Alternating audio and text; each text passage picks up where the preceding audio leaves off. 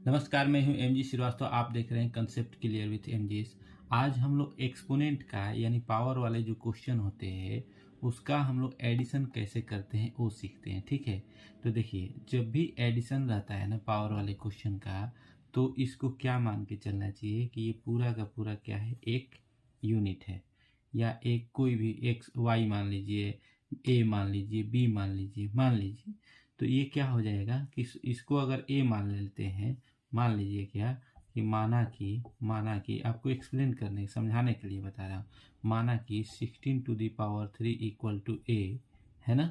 तो क्या हो जाएगा, ये हो जाएगा ए प्लस ये भी हो जाएगा ए, तो ये भी हो जाएगा ए, ये भी हो जाएगा ए। तो ये कितना हो जाएगा, ए प्लस ए प्लस ए, तो ये 4a हो गया ना।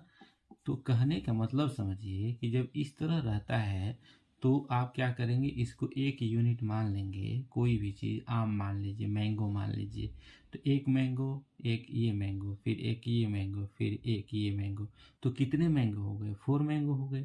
इसी तरह जब भी रहता है एडिशन में पावर वाला रहता है तो वो कितना है, वो ये वाला जो यूनिट है वो सेम रहता है। तो कितना हो जाएगा इसका वैल्यू, 4 × 16⁻³ हो जाएगा ना। अब हमें मान लीजिए कि आंसर 2 के में देना है, तो 2 का स्क्वायर इंटू ये कितना हो जाएगा, 2⁻16 क्या हो जाता है, 2⁴ होता है, और ये 3 हो गया ना। अब देखिए 2⁻2 इंटू 2⁻ कितना 12 इक्वल टू कितना हो जाएगा, 2⁻14। ये इसका आंसर हो जाएगा, समझ गए।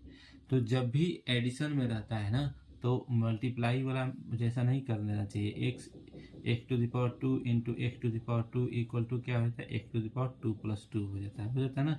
ये एक्सपोनेंट वाला रूल कब लागू होते हैं, जब ये मल्टीप्लाई में रहते हैं, एडिशन में रहते हैं तो नहीं लागू होता है। ठीक है, तो इस तरह से हम लोग को हल करना चाहिए जो भी इस तरह के क्वेश्चन आते हैं। ठीक है, प्लस वाला जो रहता है एक्सपोनेंट का, उसको इस हिसाब से हल करना चाहिए, यूनिट मान करके हल करना चाहिए, समझ गए।